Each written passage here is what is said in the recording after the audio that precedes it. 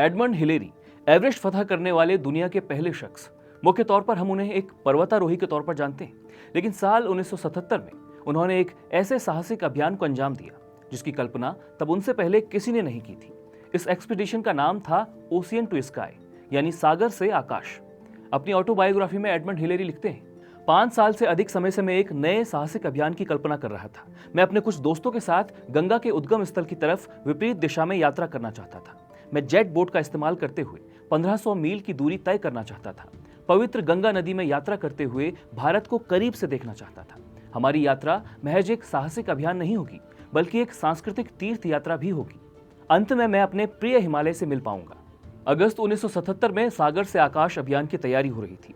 इस अभियान में एडमंड हिलेरी, उनका 22 साल का बेटा Peter Hillary, Mike Gill, Jim Wilson, Max Pearl, Murray Jones, Graeme Dingle, jet boat विशेषज्ञ जॉन और माइकल हैमिल्टन शामिल हुए थे। भारत की ओर से इंडियन माउंटेनियरिंग फेडरेशन के अध्यक्ष हरीश सेटिंग एडमंड के दाएं हाथ के रूप में सरदार की भूमिका में थे।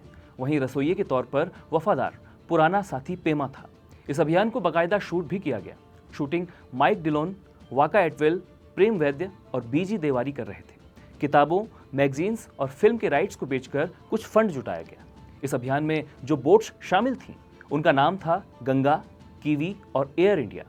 भारतीय अधिकारी इस अभियान को अपने स्तर पर हर तरह से सहयोग कर रहे थे।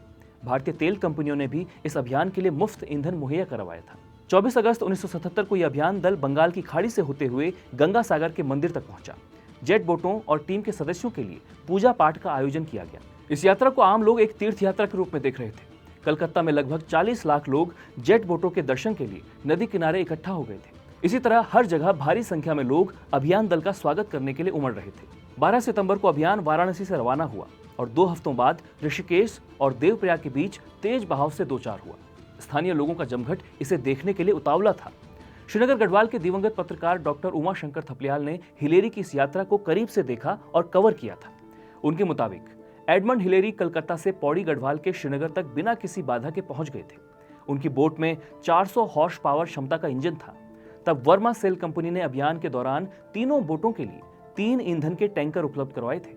ये टैंकर सड़क मार्ग से अभियान के साथ साथ चलते थे। जहां भी बोट को तेल की जरूरत पड़ती थी, वहां उनमें तेल डाल दिया जाता था।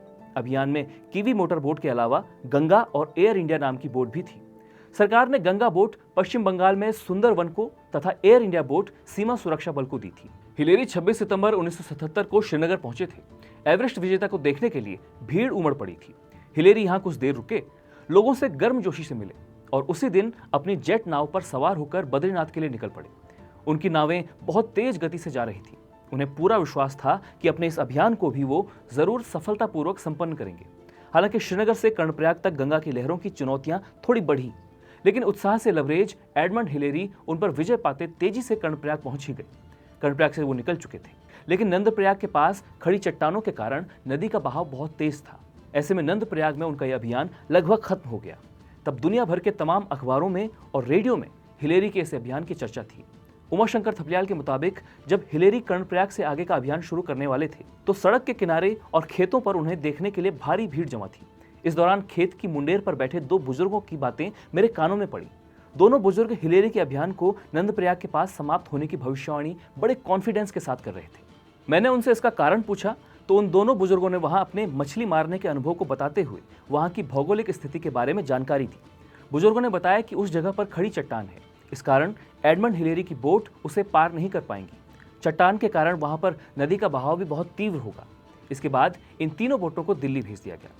अखबारों में खबरें छप रही थीं कि नंदप्रयाग के आगे अभियान असफल हो गया था और जेट बोट के उड़ने की क्षमता के किस्से प्रचारित हो रहे थे। कुछ अखबारों का कहना था कि एडमंड जेट बोटों को बर्फीले पहाड़ों तक ले जाना चाहते थे। दैनिक हिमालय टाइम्स के संपादकीय में लिखा गया था कि वर्ष के अनुपयुक्त समय में काफी ऊंचाई तक पहुंचने की कोशिश करते हुए एडमंड ने देवता को कुपित कर दिया था। बहरहाल कलकत्ता से नंदप्रयाग तक गंगा की धारा के उलट बोट दौड़ाना भी अपने आप में आसान तो कतई नहीं रहा होगा। नंदप्रयाग में हिलेरी के इस एक्सपीडिशन की स्मृति में एक पार्क भी है जिसका नाम है हिलेरी स्पॉट। अभियान के खत्म होने के बाद 1977 में हिलेरी ने अपनी तीनों बोट भारत सरकार को दे दी थी। भारत सरकार ने इनमें से एक बोट 1 मई 1979 को कॉर्बेट नेशनल पार्क को दे दी। यहाँ ये बोट कालागढ़ के किसी जलाशय में दौड़ती थी। यहीं अवैध शिकार और पेड़ों के कटान को रोकने के लिए इसी बोट से 1990 तक कई बार गश्त की जाती थी। अभियान के 10 साल बाद जब हिलेरी उत्तरकाशी के नेहरू पर्वतारोहण संस्थान पहुंचे थे तो उन्होंने यहाँ विजिटर्स बुक में लिखा था, मनुष्य प्रकृति से कभी नहीं जीत सकता, हमें प्रकृति का सम्मान करना चाहिए। पहाड़ से जुड़े ऐसे ही दिलचस्प किस्सों के लिए बने रहिए बारामासा।